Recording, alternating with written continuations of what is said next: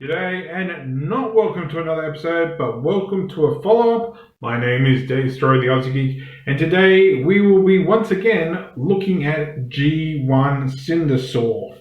Now, for those of you who watched my Power of the Primes episode of Cindersaur, you would have seen this figure. He was loose, he was floppy, he could barely stand up, but I've been doing some slight modifications. Well, not really modifications, but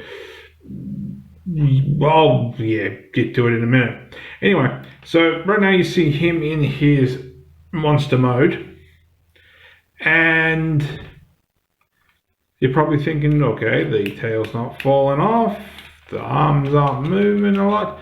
That's because I put nail polish on this guy. And originally I thought I'd use it on my Power of the Primes Abominus, which I have, and it has things a little bit. But I decided to try it on a G1 old school figure that I've had for 20 plus years. He's survived the bathtub. He's survived the backyard. He's survived the sand pit. He's survived God knows whatever else, where a lot of other figures have not. And I'm even tempted to try this on me original Swerve just to get his legs a little bit tighter. But this guy is now very, very stiff. It feels like, apart from his scratches and everything, it feels like I have a new figure. You know, yes, admittedly the spark feature still doesn't work, but never mind. So we'll get down to transformation, and of course this is pretty basic. You're going to fold this down, and what I've done is I put a little bit of blue tack. I put a little bit of nail polish here, so it makes that hole a lot more stiff, so it stays put. We rotate these down. They are now a lot stiffer. I am thinking of putting a little bit of nail polish here, just to thicken up that joint there so the tail will actually stay up. These arms are now way tighter. There's a little bit of sparkle you can see there, because I think I might have put just a little bit too much on there. But those are now a lot tighter. They're not going to be moving anytime soon unless I want them to. And because that is what the head's connected to, by pulling that down, the head is now super stiff as well. The only joint that I didn't change was the arms, because they're really still tight anyway.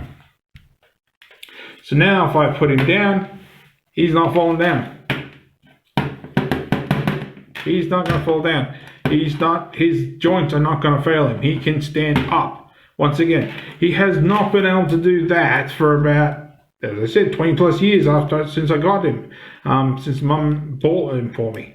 Like I said, the only downside is the spark image still doesn't work, but apart from that, he can now stand on his own. Normally he would flop back, and I'll tell you what, I don't know how well it'll work, but I do have some, what were they called? I can't remember what they're called. Basically, you had wide load. You had a Jeep one that I can never remember the name. Basically, Gold Bug was part of that. Someone can correct me in the comments. I can't remember what it was. But yeah, so as you can see, he's standing tall. His joints are now really tight. And all I've done, and I won't do it, but just using this as an example, I basically took this screw out, pulled off the joint, and then I put nail polish around the actual, what would you call it? The connecting tube, whatever. So basically you pull this one off, for example, there's a little bit of extension here, is where this slides on and then the screws in. So what I did was I put some around that. Now, admittedly, I did it, I think it was this side or this side. I put too much in, and basically I had to scrape out the hole so the screw would actually go in. Now, there is a downside to it, and I don't know how well you can see it. And this is my problem, my fault, for how much I put on it. I don't know if you can see it, but there is a couple of spots where it's just extra shiny. I don't think you can really see it. But that's just where I've accidentally put too much on, and the polish is just sort of See, there you go. You can probably just make it out there. So that is dry, but it is a little bit shiny, which you're not going to see that one, but yeah. So it's like seeing your old paint when you used to model planes and stuff. So like I said, I might put a little bit on there or something, just in here, here and here or something. I won't try to pull out because it is on a pin, and that pin would be a pain in the butt to get back inside. But maybe, yeah, just put a little bit of glue, or like I said, nail polish there. I'll probably just use a toothpick to put it on. I've been using the brush. So there we go. Now, you might be saying to me, Dave, how the hell do you know about nail polish? How do you know you bought the right one? Well, let me tell you this. I did the one thing an old school heterosexual male like myself did. I got in contact with one of my female family members. Most specifically, my mother. And you can laugh. Laugh all you want. I would ask my sister, but she was working when I decided to do this. So I asked my mum. And I also asked the question that some of you might not willingly admit you would ask or even think when buying nail polish. Now, this is the nail polish I bought. I bought it from one of my local supermarkets. It cost me like 14 bucks. Now, I will point out in hindsight, after buying this, I was informed I paid too much. But this is sort of a double duty, apparently base and top coat, whatever that means. I don't paint my nails and all that, so I have no idea what that means. All I know is it just seems like it's a lot thicker. Anyway, I was told I paid too much for it. I could have gone for like 5 bucks. So there we go. But I will tell you, I asked the question. You can ask your girlfriends, you can ask your sisters, you can ask your mothers, you can ask your grandmothers, you can ask your aunties, you can ask your nieces. I would ask my niece, but she's not really old enough to be worrying about this stuff yet. But I asked the question, and you might think it's a bit of a stupid question, but I asked it nonetheless. I said to my mother, when I called her up before I went and bought this, I was after nail polish, and I said, can you get nail polish that's unscented? Now, I won't lie, she paused for a moment as she thought and said to me, there's no such thing as unscented nail polish. They all smell the same. It's just the brand, it's just the thickness. Now, some of you ladies, if there's any ladies out there watching this, will say, well, duh, it's all the same. Remember, I am a straight white man who doesn't use this stuff. So as far as I knew, and I've done this in the past with other things, that if I went out and bought some nail polish, I would have told my sister or my mother that I bought this nail polish at pity that it wasn't unscented. To which I'm sure one of them would tell me, if you'd gone to the pharmacy, they sell unscented nail polish.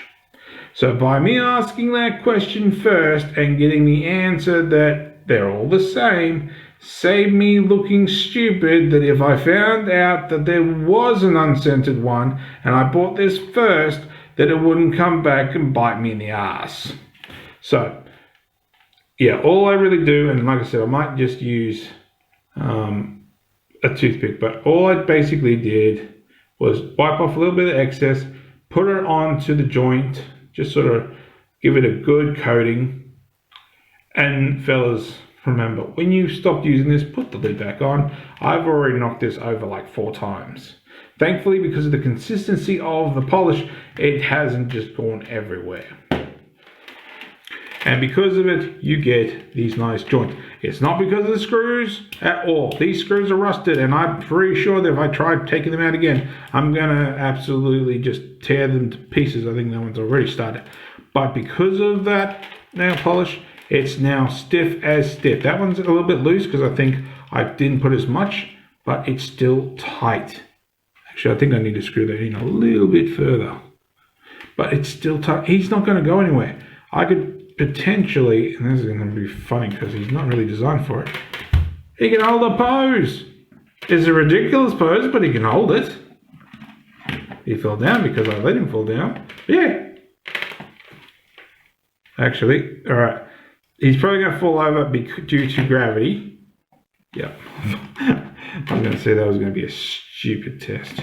There we go. He's less forward, but still, he's leaning at a good degree. And he's still not falling over. The joints are giving away. He's not going face first. So, yeah. So, this video's gone a little bit longer than I thought it was going to, but yeah.